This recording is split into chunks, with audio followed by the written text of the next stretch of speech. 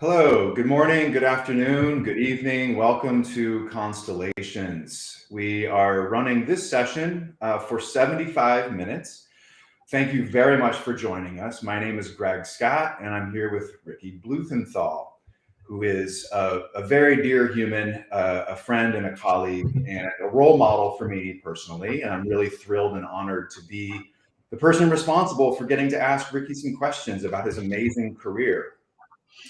And with that, I'm just going to say we are going to spend 40 or 45 minutes talking with Ricky.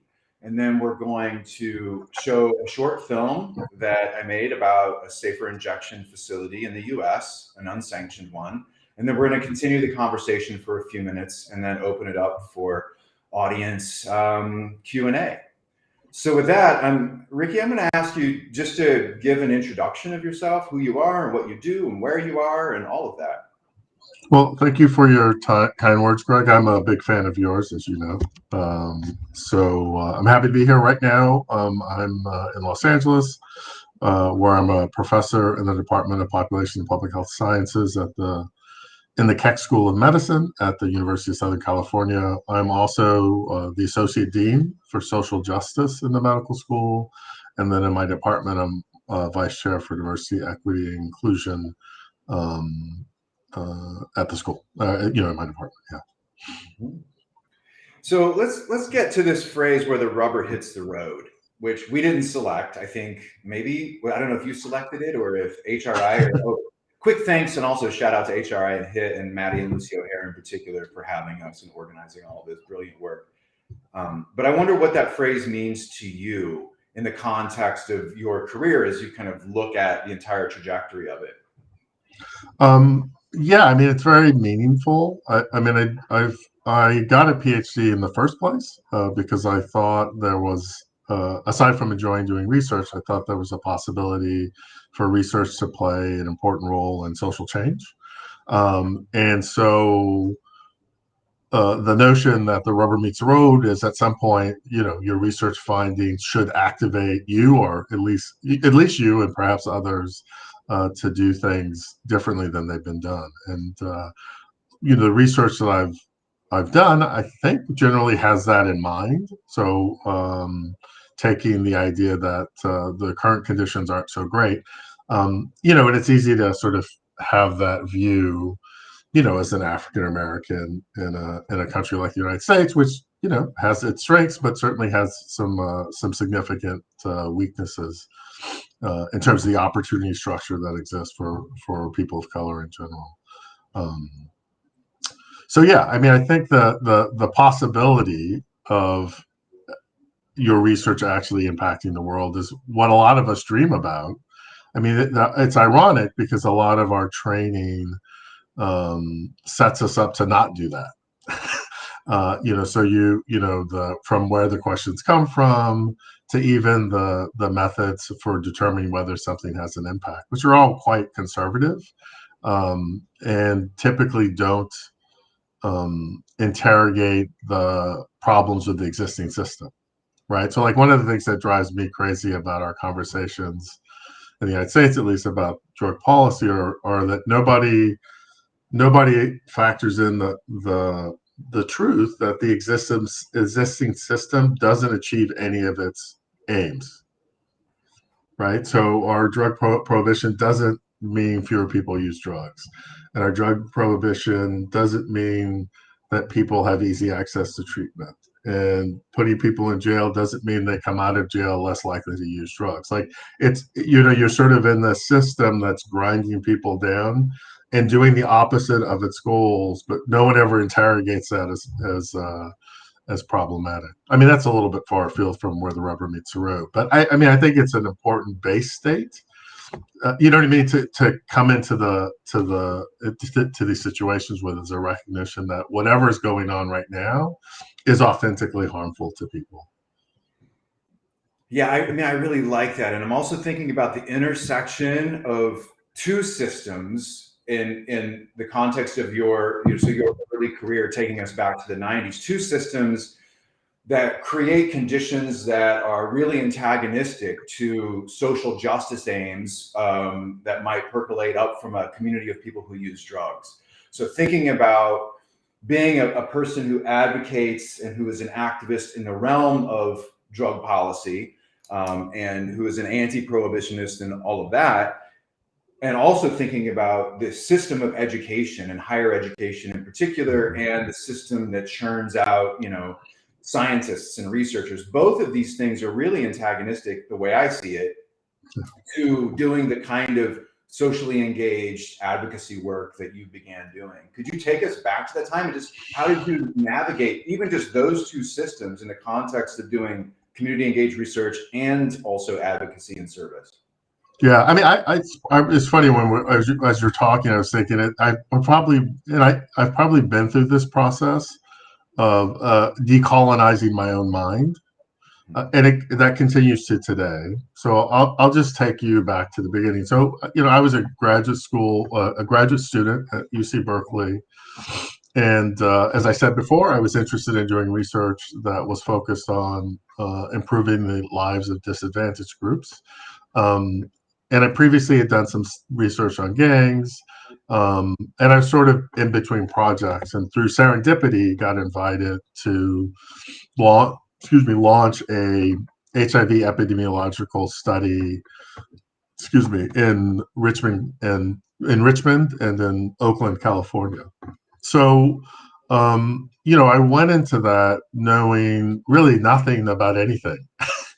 So, I'd done a lot of reading on the underclass, so I was aware of the sociological debate at the time that people had. The only other advantage I had, I don't know that reading that stuff was an advantage, but the only other advantage I had is, as an African American, I felt comfortable going into African American communities and learning from people. But I didn't use drugs really, and I certainly hadn't ever been homeless. So it was a real learning experience for me. And so I say decolonize because I think I went in to it thinking, I have this background in sociology and I've read all this stuff. And so I have some sense of how people describe lives for folks who are low income and maybe using drugs. And what I discovered was that, they have an account of it, but that account isn't built on the actual lives of people. And so I very quickly became aware of the fact that I didn't know anything. And in some ways, that was a great strength for me because I wasn't trying to prove whether their theories mattered to these folks' lives or whether, what the newest way for me to introduce myself into the sort of sociological debate about the underclass. I was like, well, that has nothing to do with what I'm seeing in front of me. Which is a lot of individuals and people struggling under multiple systems of oppression, from what's going on in education systems to the way their communities are policed to the kinds of jobs that people have, have opportunities to have, to also the fact that the way the government interacts with low-income communities is not in any way consistently helpful. So into that I went. I didn't know anything. I spent a lot of time learning from people and listening, and then I feel like that opened a lot of doors. And one of those doors was also my heart. So I saw when I saw folks in the lower bottom neighborhood of West Oakland, or when I talked to people in North Richmond, I was seeing uncles and cousins and distant relatives, people that look like me and that I would ordinarily care about, but for the fact that it didn't happen to actually be in my family. And so their pains were very real for me. So in that study, the first one was in Richmond, we discovered that a third of the people were HIV infected. And this is 91. At the time, HIV was basically a death sentence. And that high percentage in Richmond was much higher than anything we'd ever seen west of the Mississippi. So, it was pretty devastating. I recall at one point during that we sort of did it like 1 week we collected blood and interviewed people, and then the next week we come back and give the results. And I was sort of in charge of telling the counselors what the results were. And you sort of open a page in the book and you're looking and it's just positive, positive, positive. It still makes me want to cry. Because you realize someone's life has just taken a dramatic turn for the worse. And the truth is that not a lot was being done to sort of to help people. The system the very robust system that we now have for HIV care didn't exist yet. And the monies were just beginning to flow into the systems. So that was one thing. But the other thing that was going on is a lot of those systems, particularly in the beginning, were focused on men who had sex with men who were, out in the Bay Area, who were getting devastated as well. This is in no way a criticism of that, but it's just an observation that the circumstances for West Coast people who were HIV infected and were people who injected heroin wasn't at top of mind for most folks. And so when we replicated the study in Oakland, it was about 20-25%, so similar circumstances. And so for me, that's where the rubber met the road. So you had a choice, right? Okay, so I had money to continue doing the HIV epidemiological study for another 5 years, and I did do that. But is that all you're going to do? I had the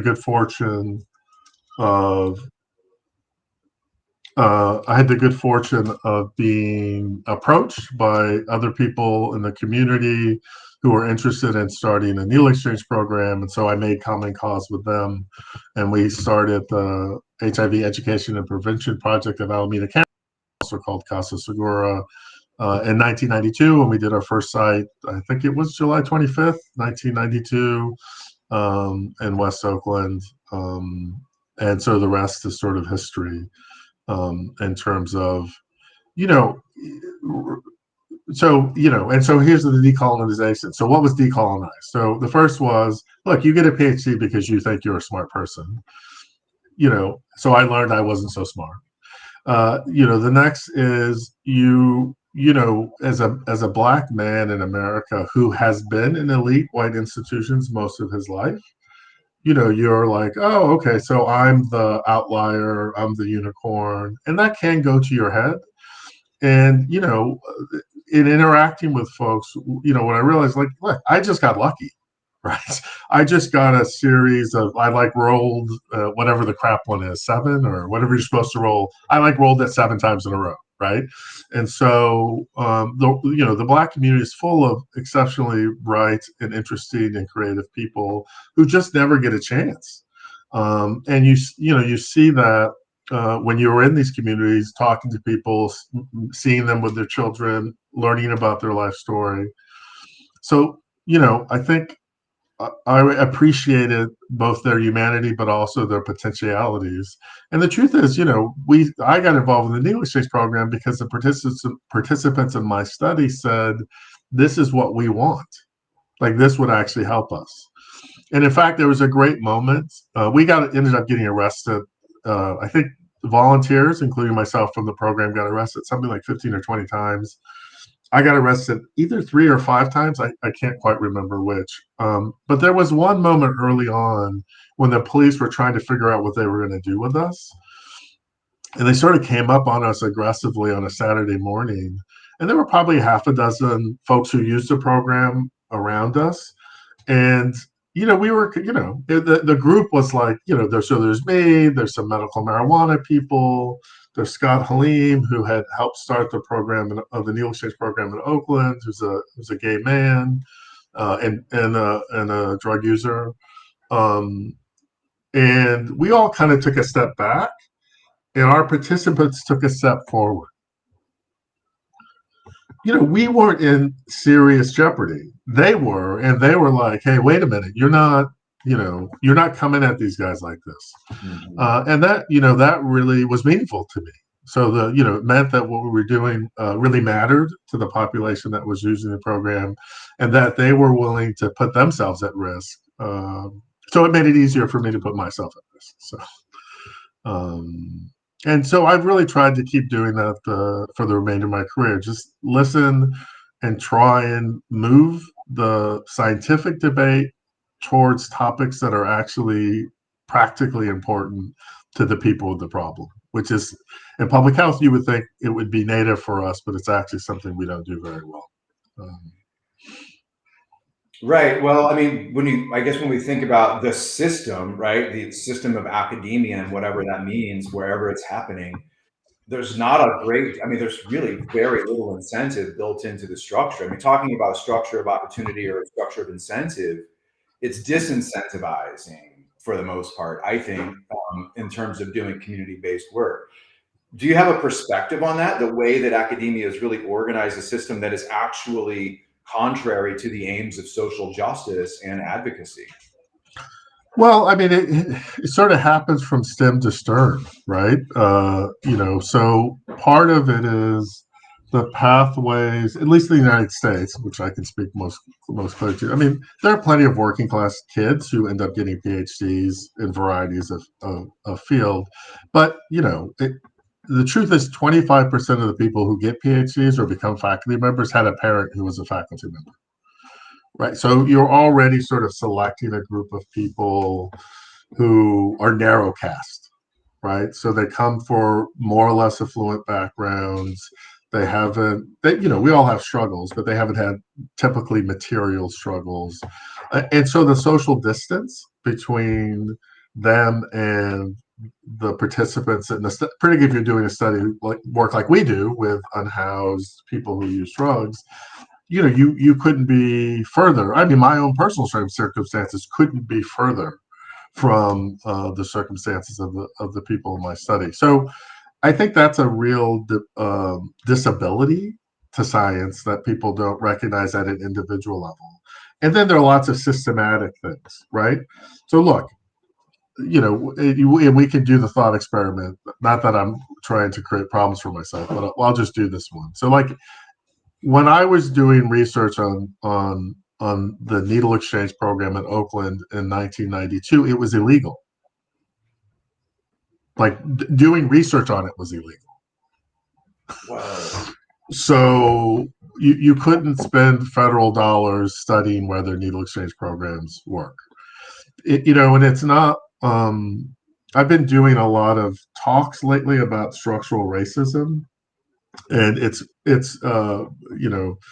made me go back and read like all of the ways in which the social exclusion of African Americans from meaningful involvement in knowledge creation and economic activity were baked in to the very heart and soul of the systems that were put in place. It's a similar thing has actually happened with drug users, where at every turn their account of the world is dismissed and diminished and replaced with what are essentially fantasies about maybe some biological mechanisms that might be going on, but the truth is it's really a social system that's being reinforced to to diminish the agency of people who find themselves in these circumstances. And I think a big part of the struggle is sort of trying to get our peers to recognize that all of the action actually happens in the community and with the population. And I'll just give you one, painful example of this again from the HIV world, where psychologists and to a limited extent sociologists and maybe a few anthropologists went about designing and spending billions of dollars creating individual and group level interventions to protect gay men from HIV, right? And at the end of the day, there's something like the CDC has a compendium. There are hundreds of randomized controlled trials of these approaches that are promising, but there's no money in communities to use those programs. Right. So each year, the amount of money we spend on research is about double to three times what we spend on actually preventing HIV. So you've created a mechanism that works, but can't be implemented in most community settings, even for gay men. So, I think the challenge is to recognize that these systems actually aren't set up to deliver social justice or social change, or even to help people who have problems. It feels a lot to me like they're systems that support the lifestyles. And I'm getting back now to what the limits of academia and why we shy away from actual engagement, which is, look, you can have a terrific lifestyle just talking to your peers, right, and winning an argument or two and publishing your papers without ever making the world a better place. And the system encourages that, because when you get to engage, I was I'll just tell one more aside. I'm a sociologist, and I was honored to receive an award from the sociological practice and public sociology section of the ASA, recognizing my work basically in applied sociology. And at the meeting, it was interesting because everyone was like, well, we all want to be doing this stuff. But I was talking to a younger colleague who is doing some of this work, and she was told by her chair, you know, I don't know if you want to get tenure, right? Because you're publishing this stuff with activists that's sort of trying to change the world, and that's not what we really do. So there are all kinds of obvious and less obvious incentives that, like, we're protected, we can do whatever we want as long as we don't challenge the status quo, right? I mean, that's sort of and even sociologists are badasses, right? I mean, it's full of amazing analysis of social structure and racism, but it's often pretty short on action. um, so I feel like it's kind of baked into the system. Right. Well, I mean, another thing that the system or these interlocking systems reward and sort of incentivize is a view of people who use drugs as pathological, as drug use as pathology, and the pathologizing forces that come from these systems, from academia, from the medical community, from drug interdiction, drug policy, law enforcement, from the juridical system, the courts, and all of it, from the institution of family, from the institution of education. Like, pathologizing drug use is rewarded like that. There's a whole structure of incentive built around that, and I wonder, how do you agree with that? Does it trouble you? Do you think about it? How do you deal with it as a researcher who's putting applications in for funding or trying to get institutional support for research that's non-pathologizing? Yeah, I mean, I agree with it. I don't know. I mean, my response to it is at every turn to try and emphasize that I'm learning from the people in my study, not the other way around. I'm not teaching them anything, right? I'm learning from them. And if I happen to know things, it's because they told me. So I think we have to say that over and over and over again. My research agenda, in the beginning, so we're running this illegal program, we're getting arrested. So my first couple of papers were about the impact of police on drug users and on programs trying to help drug users. And it's funny, at the time, folks were like, "Why are you even writing about this?" And it's like, "Well, I'm writing about this because this is what people are telling me." So I know how it got in the way of the syringe exchange program working as well as it could, but I also was aware of the fact of the fear of getting arrested, how that was contributing to syringe sharing in the population as well. And so I wrote that paper, and it was probably the second paper on that topic. It was the first quantitative paper on that topic. It was happening everywhere. It wasn't like it wasn't happening in New York or Chicago or Miami. It's just that the people doing research in those settings weren't engaged with the population in the same way that I was. And so, let me go back, because you had raised that question about I'm not sure if it was in this talk or when we were talking previously about like what is in community engagement versus community partner versus CBPR.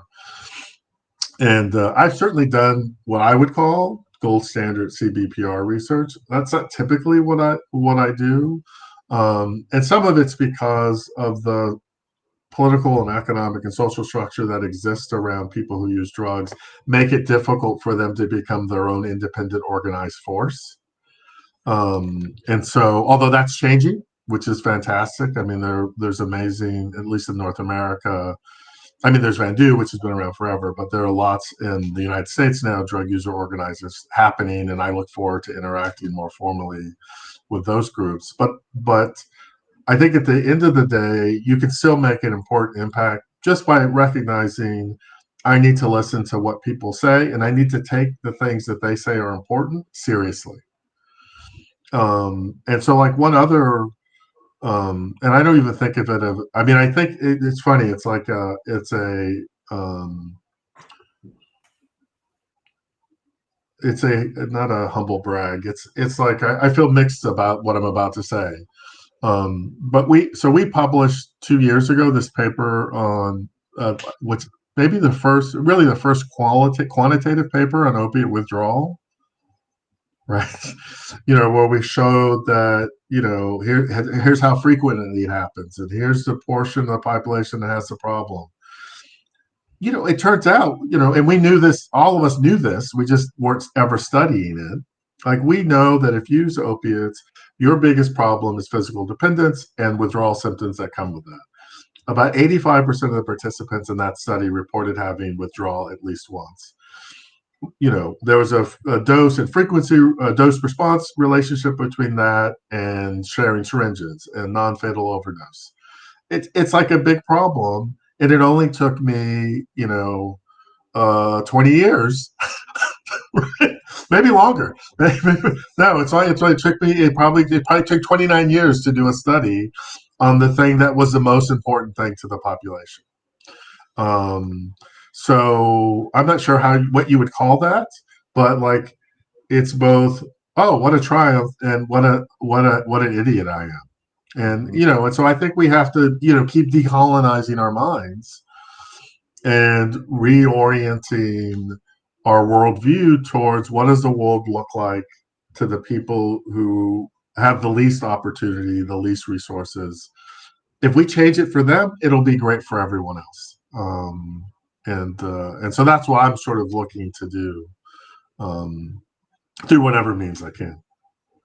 That is so interesting, the way that I humble brag or not, like, I think that was a beautiful story. It's a beautiful account. And for me, it's an example of like, I'm a slow reader, but I think I'm also a slow listener. And so that's a tough combination, but I'm thinking about like institutionally sanctioned disprivileging is a cornerstone, in my view, of drug policy. And I think that issue, it's like, it is so obvious that is the central issue. If you are a person using opioids, if you have a physical dependence, that is the central issue of your day, of your week, of your month. Like, oh yeah, because that is a very real thing. And it's, for some people, you would know this better than I, it's happening sometimes, not just once, but once a day. Like, it's just like, so. But is it acceptable to talk about that? I'm just thinking about the way the discourse is structured for people who use drugs and other actively disprivileged populations. It's like, it's only like you've got to fit into certain categories of speech acts. And like when I first started doing this work in 2000, like a lot of people would talk about like, oh, they would come to the syringe exchange, like, oh, I'm going to get clean. I'm going to get sober. I'm going to go to treatment. And like that kind of, well, I'm like, wait, we don't actually need to hear you say that. Like, we're here for you. Like, and so people who are sort of early in that move, people who use drugs, early interfacing with harm reduction, are seeing a different kind of way, a different way of engaging in discourse. And I just think that's somehow related, because it's just not, it's like, I want to talk about services, or what kinds of syringes, in addition to syringes, what we need. Like, what does the service have to offer? The service can't offer relief from withdrawal. Right. And so that's just it, right? And so like, it's the very obvious thing that's sitting in the center and being ignored for so many different reasons.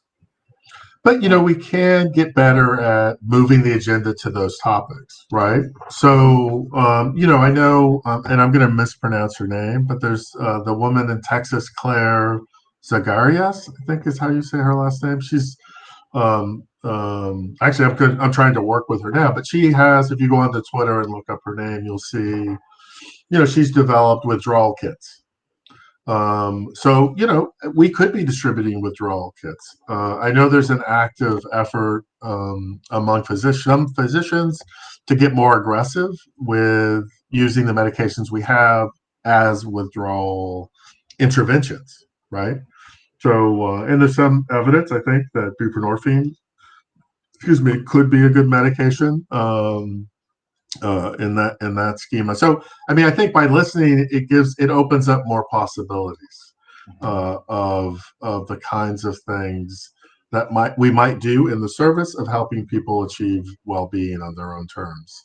And I think at the end of the day, my belief is when bad things happen to people because they're poorly resourced.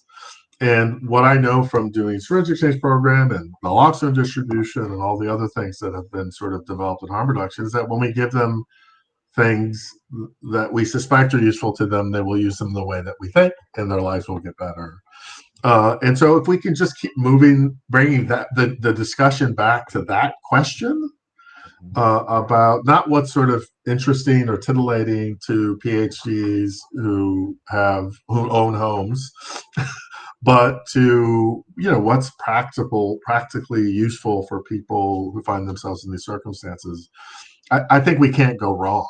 And there's a bunch of other things that we can do, not just drug consumption sites, but and there are other things that we have to do. So the research, one of my doctoral students, Jesse Goldshire, so look out for him, is focused on the impact of displacement for unhoused people who use drugs and the devastating consequences that has on people's lives. We already have a paper out by a medical student working with Alex Kroll on looking at data from pre-COVID on what having these unhoused people having their encampments disrupted, and we have more data coming out from Jesse on that, and it's devastating. Where people are moving, 3 and 4 times a month. They're having medications thrown away, including naloxone and HIV treatment medications. Like they're actively being turned into refugees, like, a couple times a month.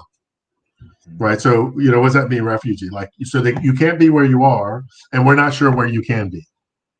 And that's, achieving well-being in those circumstances is going to be really challenging. So I think, one of the next things that harm reduction needs to get to are what are the structural interventions that lift up the material conditions of people in general, so that they don't find themselves subject to the kind of violence and confiscation and theft that happens when you're unhoused and you don't have a place to be safe and secure. So that makes me think about the question that's burning for me and has been for years, and it really has to do with structural harm reduction and structural inquiry more broadly from like an academic perspective or an activist academic perspective. Here I'm talking about like most of us are like, and I'm struggling with this a lot recently, but most of us are doing our work, research, no matter how community engaged, no matter how front and center in leadership, people who use drugs are in those research projects, or in my case, in film projects. We're all working within conditions created by a war on drugs, by drug interdiction, not just the apparatus of policing, but the ideology of it as it spins its way through families and schools and housing centers and treatment programs and all of it, right? Abstinence and shame and stigma and all of these things. And I'm wondering, what in your view are the prospects for, what they used to call in sociology, studying the vulnerable or working with the vulnerable? That is the go-to for most of the social sciences, in my view. But actually looking at like empirically the conditions of policing or of ideology and how law enforcement ideologies make their way through family systems. Like, not a lot of that is happening. Is there potential for it to happen? What are your thoughts on that? Well, I think we have to build out the alternative. And I am actually, I think, optimistic on that front. So like I think about what, I'm going to attribute this to a couple of people. I don't know if it's 100% true, but it's my truth. So when I think about how the Drug Policy Alliance has changed, with Cassandra Frederick and Deborah Small and their influence on that organization, and the explicit outreach to abolition groups and mutual aid and bringing that into the harm reduction. Or I think about what Monique Tulu did with the National Harm Reduction Coalition and the North Star statement considering racial equity. I'm optimistic. I mean, I'm lucky I work not enough, but occasionally with some fantastic community organizers in Los Angeles. So Mark Anthony Johnson in particular, who's been instrumental with a large group of other people in, creating oversight for our sheriff's department and advocating to the board of supervisors to stop building jails. And then also that, we won in Los Angeles. We're having difficulty implementing it, but trying to restructure the budget so that services go into providing, or monies go into providing services to at-risk youth and families that lift them up rather than tear them down. Um, and so I think that that's very promising. I think we have to, lean into that, lean into the mutual aid activities, lead into this coalition building broadly across these different groups who are interested in unwinding the structural forces that have been devastating to low-income and minority populations in the United States. So I feel actually a little bit optimistic. I do think that there is an ideas challenge for sure. For those of us who want to read, I mean, there are some people out there who are trying to think through these topics. So at my own university, there's a guy, Manny Pastor, who talks about economies of solidarity. So he would be a person to check out. Dave Graeber's book, which is the last one that came out. I'm forgetting the title. I've been slowly reading through it. But that project is basically to say these hierarchical, oppressive social structures that work very well for a small number of people and are harmful for the rest of us are a choice. They're not inevitable. And so, I think that intellectual work is happening. And we just need to keep lifting up those examples when they pop up, where, yeah, we don't need to be in conflict. We can be in solidarity with people. And by being in solidarity with people, we get multiple benefits, right? So we get a more humane society. But you know what? The other thing is we feel good about ourselves. Like it feels good to help people. Like it's funny. I mean, you and I both grew up in the sort of Reagan era where like selfishness was somehow exalted. And it's like, yeah, it's mostly lonely, right?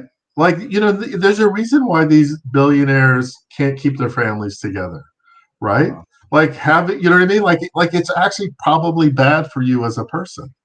They don't know who's their real friend because they've got so much money. People tell them whatever they want to hear. Like, you know what I mean? Like if you begin to think through the logical consequence, like that's not where we find happiness as people, right? Let me just give you an example I've been sharing for years. Like I think about this life. So I've been married for almost 25 years now, completely in love with my wife. I think she's completely in love with me. Look, if you said to me, Ricky, you've got a really serious problem, but to solve that problem, you don't get to be with your wife for 6 months. Well, I'm going to probably have that problem, right? But we say that to drug users all the time, right? As if like, oh, yeah, your social relations don't mean anything to you. Right. Right? Like it's like it again, it's that kind of logic that you're talking about. Like, no, they matter even more, right? Because there's also, I mean, and this isn't going to happen, hopefully, but look, my wife will be materially fine if I disappear tomorrow, right? So it's not about that. There are things more important than that. And we know that, and we need to act like that when we're talking about the social relationships for people who use substances. They're just as important to them as mine are to me. And we should stop pretending like taking people's children away from them is somehow helping them get clean, right? No, it's devastating. Again, if someone took, my children are adults now. Someone try and take my children away from me. See what happens, right? You're going to meet a whole new Ricky. But for that population, we act like, oh, there's somehow something good about that process. Mm-hmm. Well, I think about our own situation in Chicago with the destruction of public housing and the damage that that's done to communities of color across the entire city, because people are like, well, why would you want to live in public housing? And you're gonna be taken out of this terrible place where, like, the assumption is there's no community, there's no family structure, there's nothing redeeming about it, and that's just patently false. Right. But everybody else in this sort of normative system is acting like, oh no, this is a good thing, and then doesn't follow up to find out what's actually happened, because their lives don't, in fact, matter in any sort of material way to the people making the decisions. No, I mean, at the end of the day, we'd be much better off. And there was just a report that came out about this. There's strong evidence that just giving people money works. And you think about I don't know if you followed all the situation with Brett Favre in Mississippi. And aside from, reminding us that he's kind of a piece of ass, it's also, they've gone in and looked at how Mississippi has been spending their money, and only less than a quarter of it actually goes to the people who are poor. They spend the rest on social support systems and administering the program, and then of course this just corrupt use of those funds to help out the governor and his pals. And I suspect if we began looking at those programs more closely, we'd see a lot more of that, where the money is not reaching the people who need it most. I mean, Dorothy Roberts' book, Torn Apart, which is on the child. It's hard to call the Child Protective Services, but on that system in the United States, you just need to know the simple fact that they'll take most people. Once you realize that most people lose their children because they're poor, like that's the main thing, right? Yep. So they're poor, so they're not able to materially provide for their children. They will take them from their parents, give them to some other people, give those other people a couple of grand to take care of those children. Like you begin, why don't we just give the money to the families? Mm-hmm. Right? That will work 100% of the time, but I bet you it works 90% of the time. And you're creating a much better environment for that child to grow up in, because all other things being equal, nobody's going to love you like your parents do. Mm-hmm. So, and that's what we all need to sort of become fully functional, successful humans. So you need that primary relationship. So supporting that should be the goal. Like, so what do we need to do to help this family, rather than what do we need to do to break this family up? Right, and the resistance to this is tremendous and widespread, to universal basic income, or to providing services to people who use drugs, or material resources to people who use drugs, or people who are unhoused, or both. And it often gets boiled down so reductively to enabling, because the presumption is like, oh, you're actually not fully human, you're not fully worthy, you're not responsible, you can't handle this, and if we give you anything, you're going to misuse it. Yeah, I mean, I think what we've learned in harm reduction is that's not true. Right. Exactly. I wonder that I really want to stick with this conversation. So just like one last question for you, and that is, like, you've talked about sort of your optimism around, structural intervention, structural harm reduction, the work the DPA has done and HRC has done, and in recent years, and it's just amazing.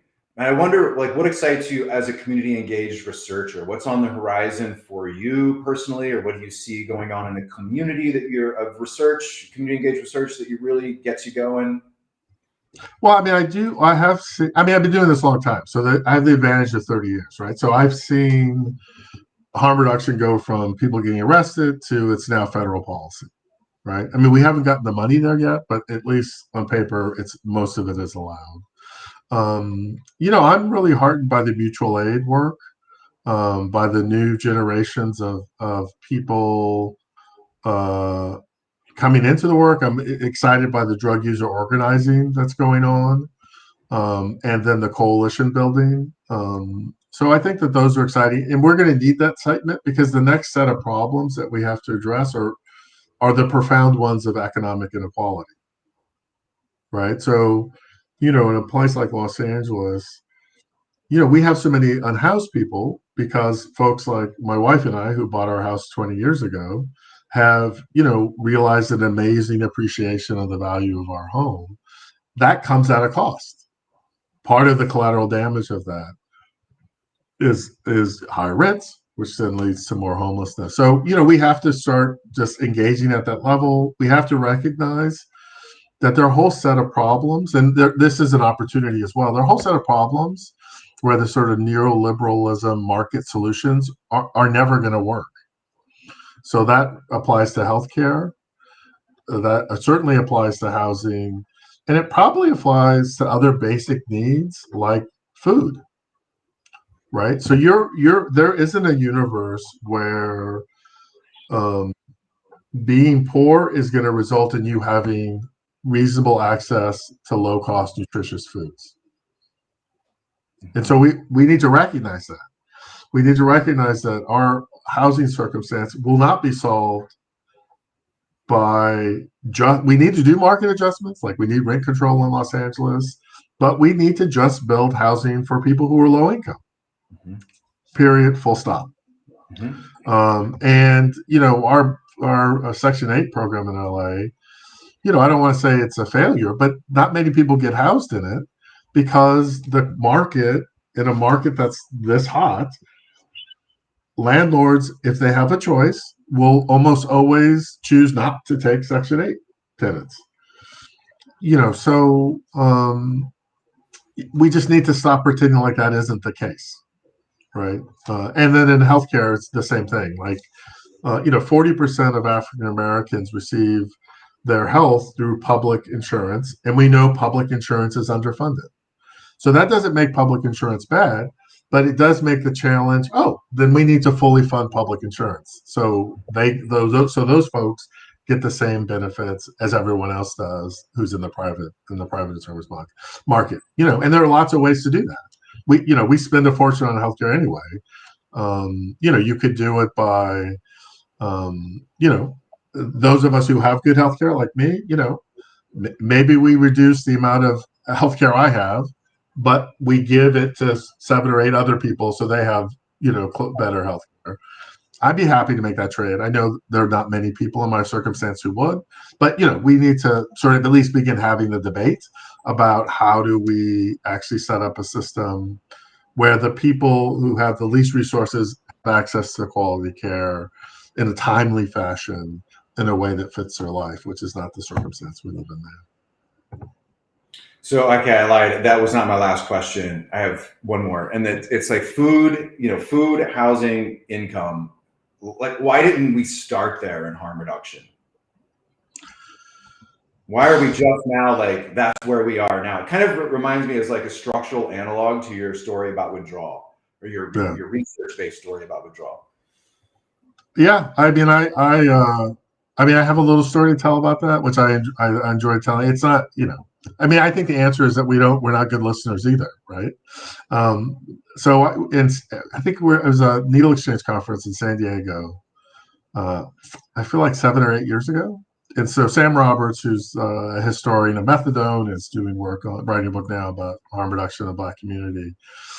It was presenting, and he said something to me that I felt was very provocative, which is like, you can't be for harm reduction and not be, and I'm going to get it wrong, but it was something like, anti-capitalist, anti-racist, so on and so forth. And I remember having a drink with him later that night and saying, yeah, that's a tough message to deliver to people who are running frontline programs. Because, they're just, and as I know, because I was there, they're just struggling to keep the doors open. And so it's hard to ask them to take on this additional thing. But I, as I will do, have been reflecting on that for years. And probably 2 years after he said that, I was like, oh my God, he's 100% right.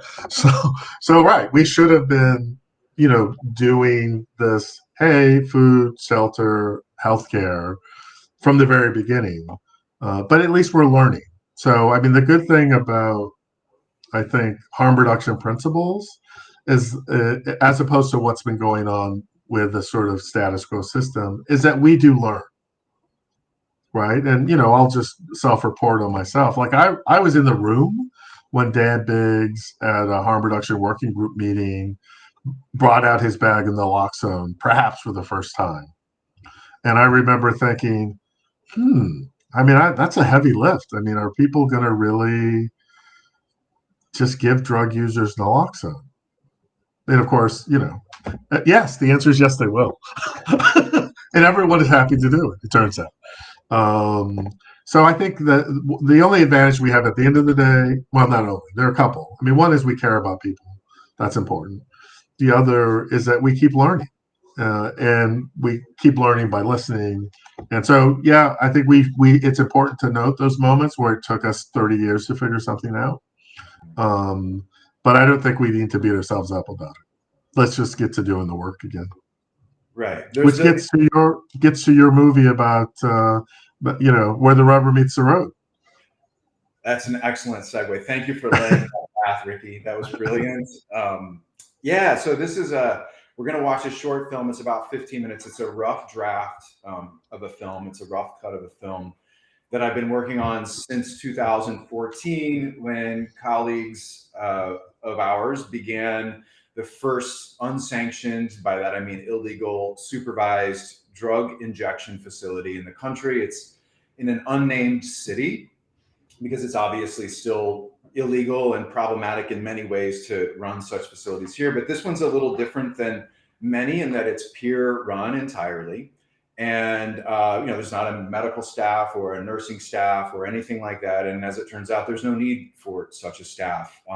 It's been running very effectively since 2014. By this point, serving thousands of people in this particular part of this particular city.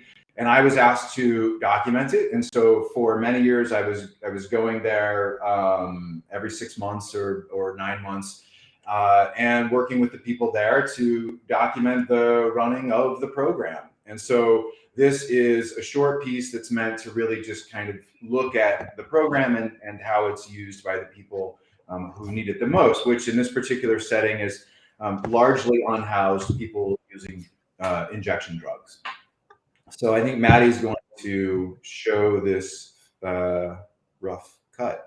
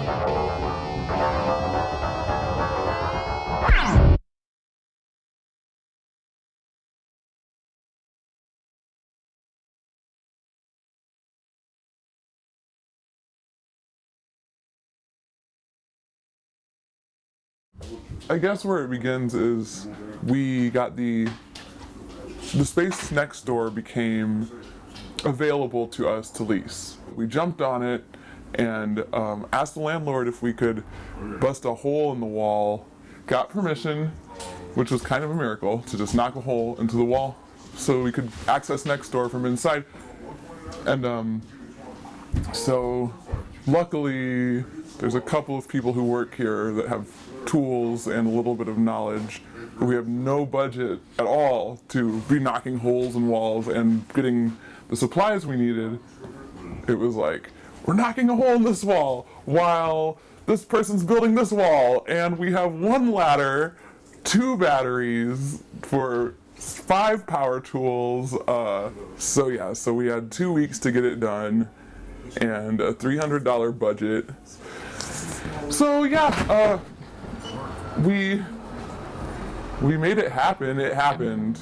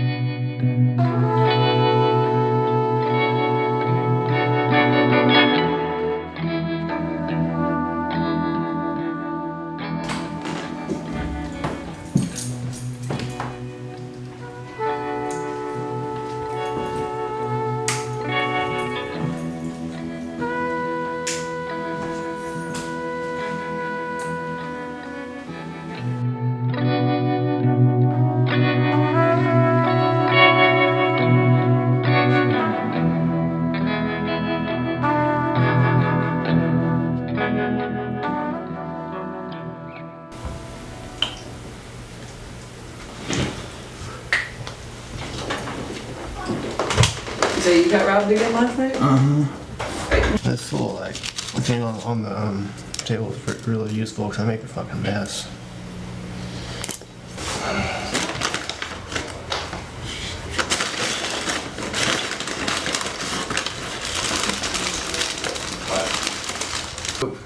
Broke my crack pipe. Really? Yep, broke my crack pipe. Oh god. Lost like $2 down the toilet.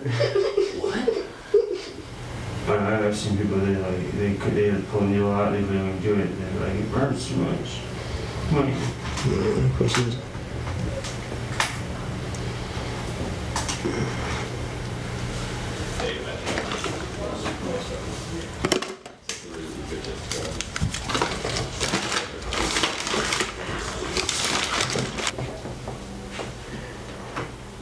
Just what I picked up on my way to and from getting more drugs from drugs.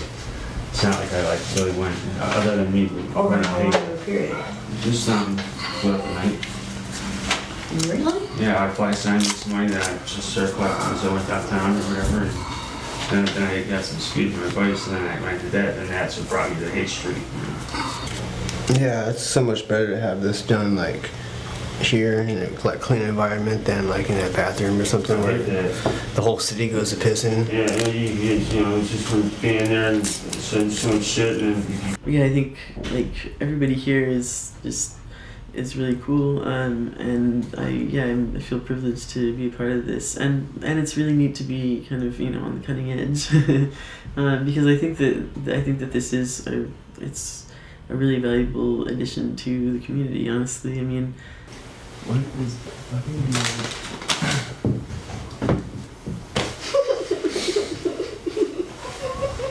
Don't tell Frank I stole some cookies. When you want one? So in Chicago, like the dime's like that, like. What's a bunch of lumps? No, it's straight oil. It's straight no oil. It ain't no bomb. It's just straight oil. I understand. Yeah, because that was You remember it was supposed to be. that was Holly's plan, was that nobody was supposed to leave out that door again. They were only supposed to come in here and then leave out there. I didn't see this. Since we're The not light has to open, give me more of a shadow on it. We're not doing that. Right, because we don't want to make it obvious that this is being used. We don't. I think right now It has that kind of like underground feel to it, like something you see in movies, but it's actually happening.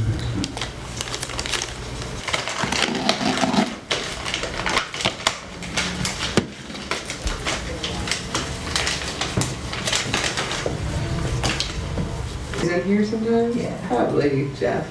Yeah. Nice guy? Very. Yeah. Always has really good bikes. Yeah. Yeah.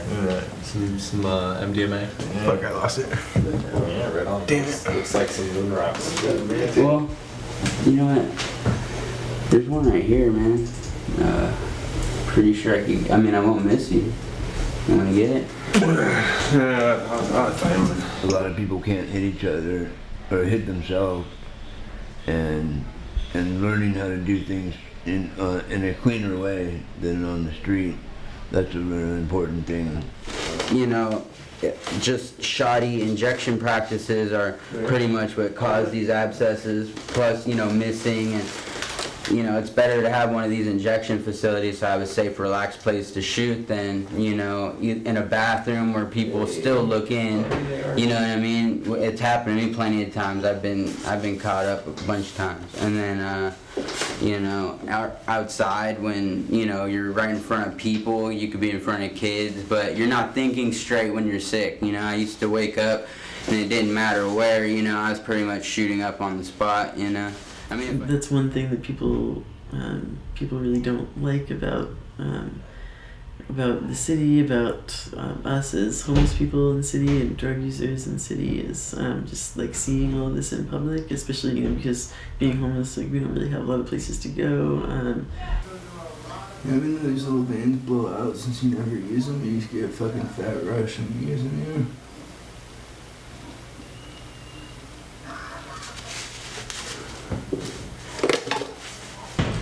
I'm lucky that I'm still here right now, you know. So, and it's a relaxed setting over here too, man. You know. I see people out on the street doing their dope, and you know they're doing it in filth. You know, they sit on the sidewalk where people, you know, pee, urinate, and defecate, and it's gross. It really is. Having a place like this that's clean and people help each other out, it makes a huge difference.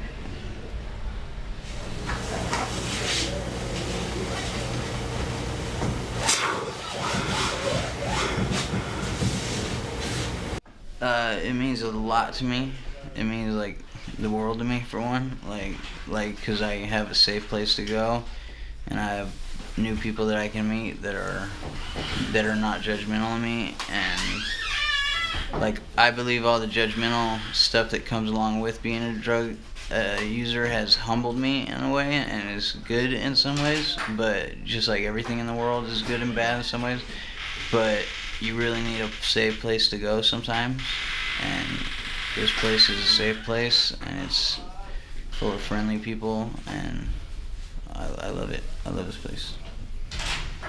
I mean, I'm out here on the street, and there's not a lot of places to go, and there's not too many resources, and you know, when I come here, I feel safe, and it's so much more than just a needle exchange for me. I feel like I'm almost home in a way. I feel like I'm a part of something, and something bigger than me, where other people can come and we enjoy each other's company, and you know, just it's like a group, an environment of a lot of similar people, and it's a good place to go. People look out for each other, and we help each other, and it's just it's a really wonderful place. So.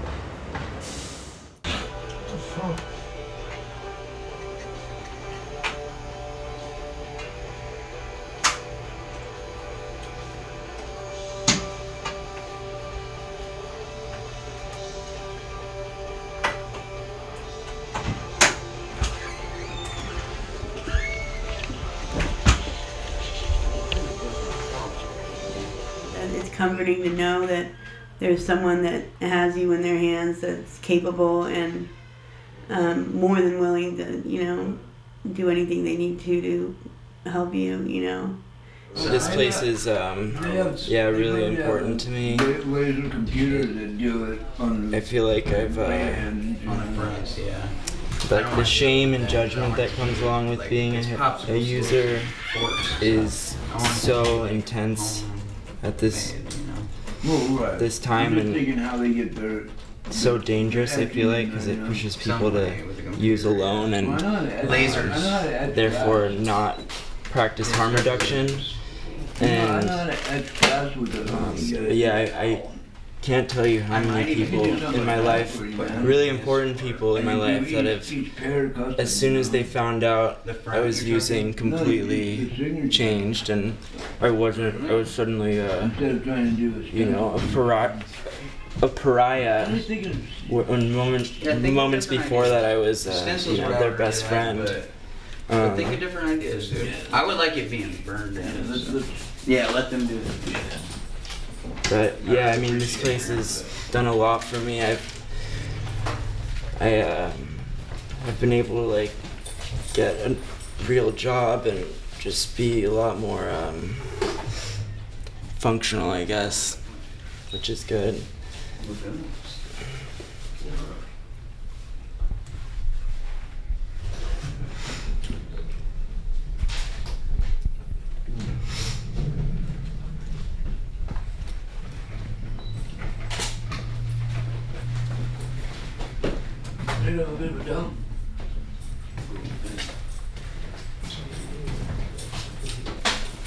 Oh, you don't got gas? Yeah.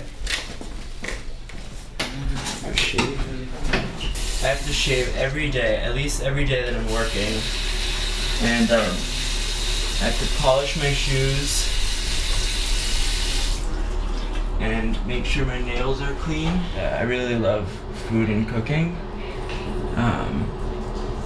and all the restaurants I've worked at have been rated by a guide called Michelin, and they give away 1, 2, and 3 stars to the best restaurants. And the restaurant I was working at before this also had 3 stars, like the one I work at now. And I was homeless for a lot of the time when I first started working there. But yeah, I didn't even tell my employers because I thought it would worry them too much. But yeah, it's it's possible to I mean, using has held me back in different ways, but it's possible to be a normal, decent person, whatever that means, and still work and still use and do all that. So it doesn't make you a bad person always. Did I miss a spot? I don't think so. It looks good. Okay. Cool. Maybe right under here. Yep. There you go. Thank you. It's good. You're welcome. Appreciate it. Let me get out of your way. One side goes out, one side's up. Alright.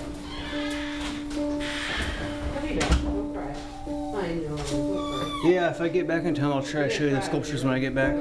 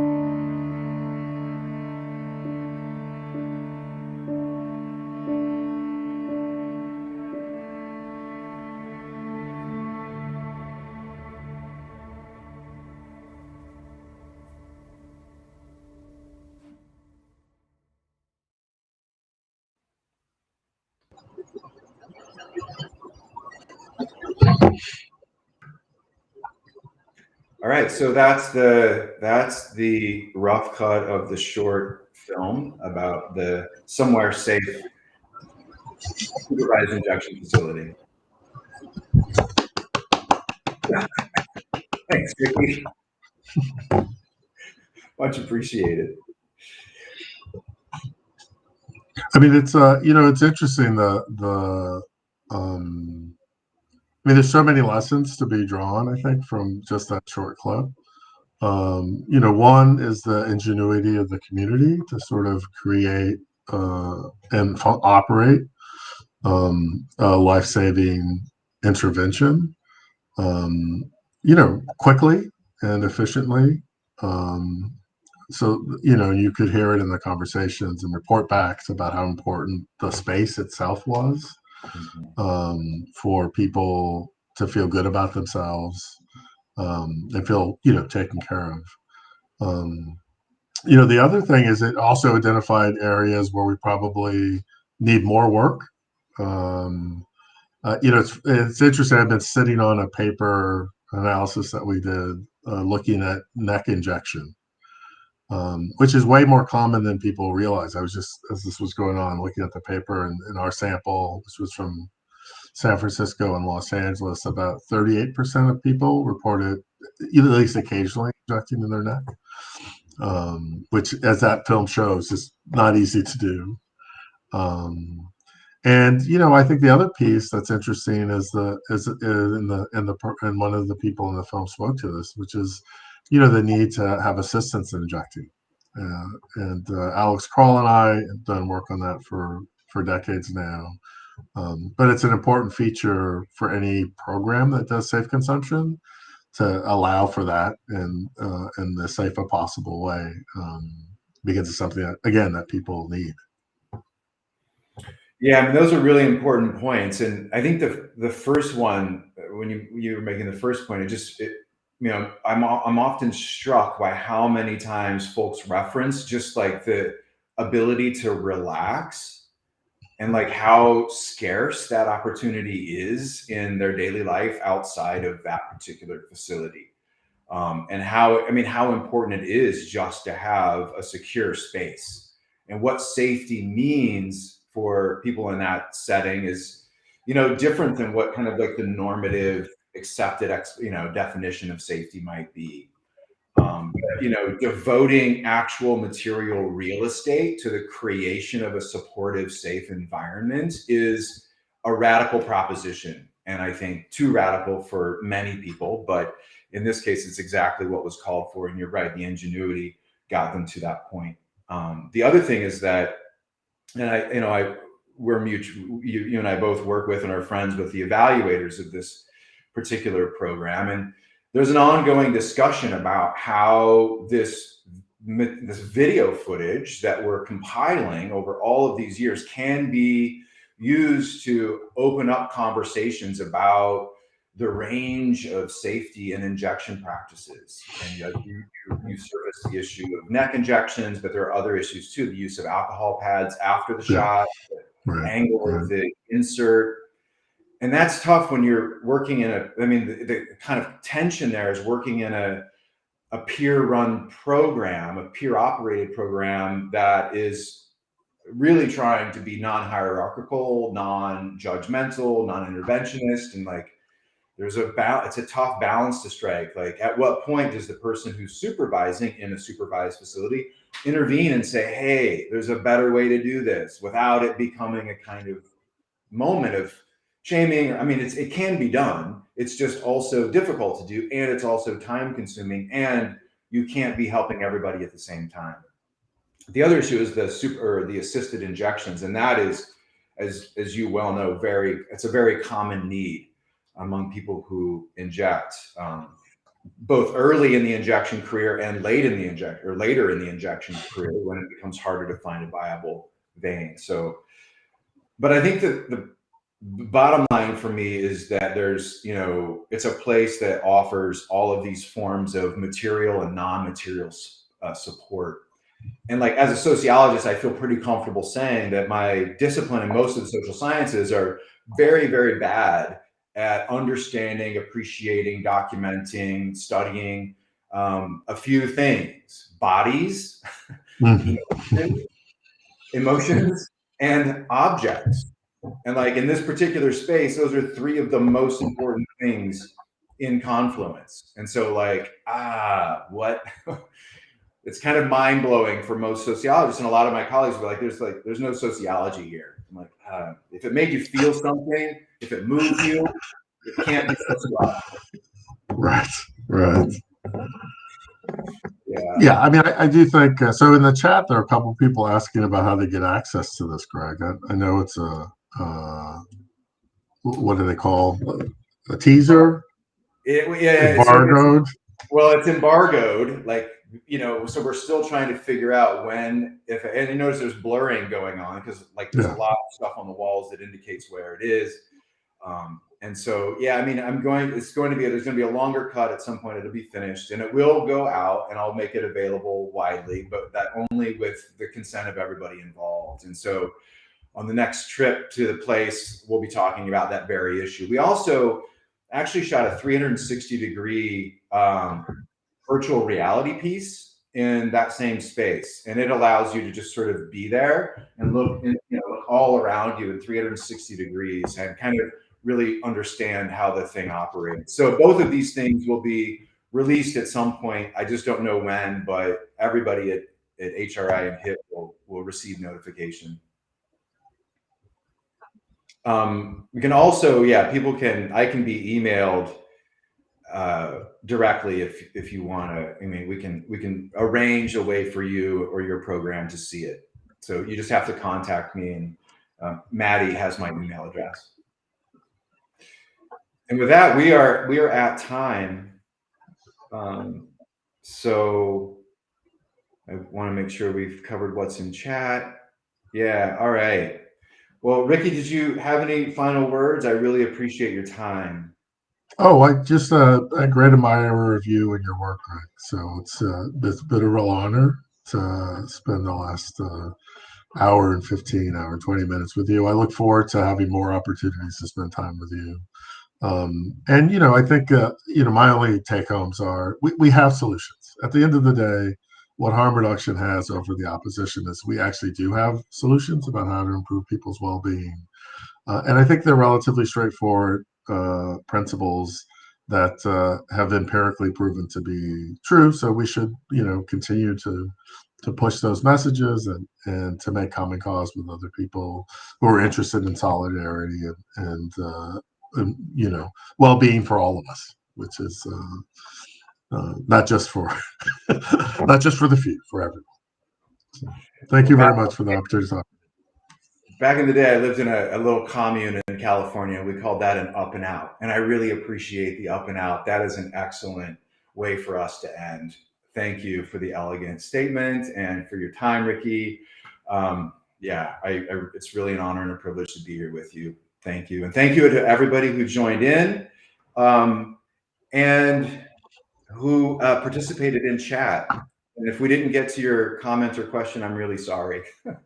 But we wish you all a great morning, evening, night, whatever it is for you. Thank you all. Bye.